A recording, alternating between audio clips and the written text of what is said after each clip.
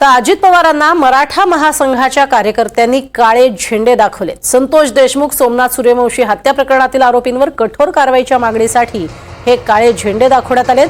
भोकरदन नाका परिसरामध्ये हॉस्पिटलच्या उद्घाटनासाठी जात असताना हे काळे झेंडे दाखवण्यात आलेत। आज आपल्याला कल्पना आहे ते जालना दौऱ्यावरती आहेत आणि याच जालना दौऱ्यादरम्यान त्यांच्या ताफ्याला हे काळे झेंडे दाखवण्यात आलेले आहेत।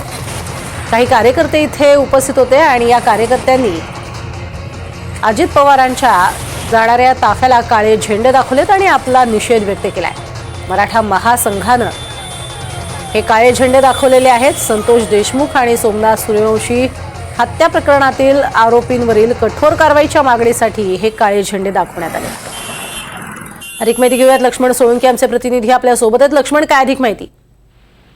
प्रज्ञा, आपण बघू शकतो की आज अजित पवार हे जालना जिल्ह्याच्या दौऱ्यावर असताना राष्ट्रवादी काँग्रेसच्या कार्यालयाच्या उद्घाटनानंतर एका खासगी हॉस्पिटलच्या उद्घाटनासाठी अजित पवार जात असताना या ठिकाणी मराठा महासंघाच्या कार्यकर्त्यांनी अजित पवार यांच्या ताफ्याला अडवण्याचा प्रयत्न केला आणि त्या ठिकाणी अजित पवार यांच्या ताफ्याला काळे झेंडे दाखवलेले आहे। आपण बघू शकतो की मराठा महासंघाचे कार्यकर्ते या ठिकाणी आक्रमक झालेले होते।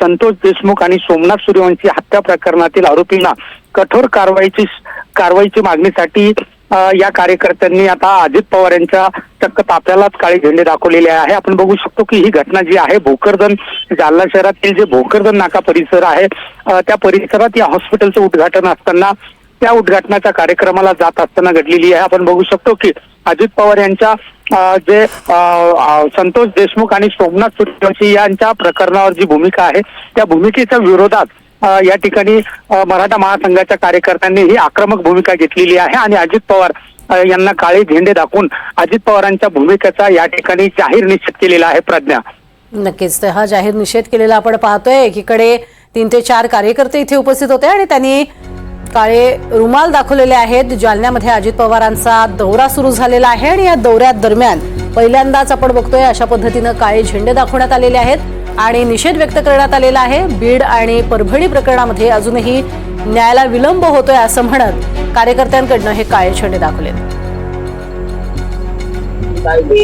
आज राज्याचे उपमुख्यमंत्री अजितदादा पवार जालना येथे काही उद्घाटन सोहळ्याला आले होते। आज म्हणून आम्ही आज अखिल भारतीय मराठा महासंघाच्या वतीने त्यांना काळे झेंडे दाखवून त्यांचा या ठिकाणी जाहीर निषेध केला। जाहीर निषेध याच्यासाठी केला की त्यांच्या पक्षामध्ये असलेले जे मंत्री धनंजय मुंडे हे ज्यावेळेस कृषी मंत्री होते त्यावेळेस शेतकऱ्याकडनं त्यांनी हार्वेस्टरसाठी 8-8 लाख रुपये बार्शी तालुका, सोलापूर, पंढरपूर तालुक्यामध्ये अनेक शेतकऱ्यांकडून पैसे घेऊन करोडो रुपयाचा, अरबो रुपयाचा त्यांनी त्या ठिकाणी भ्रष्टाचार केला।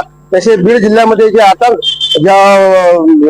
धनंजय मुंडेची जे गुंड आहे त्या गुंडाने जो आतंक त्या ठिकाणी फैलून ठेवलेला आणि त्या ठिकाणी संतोष देशमुख यांची हत्या केली अशा निर्गुण आणि परभणी येथे सोमनाथ सूर्यवंशीची हत्या झाली यांच्या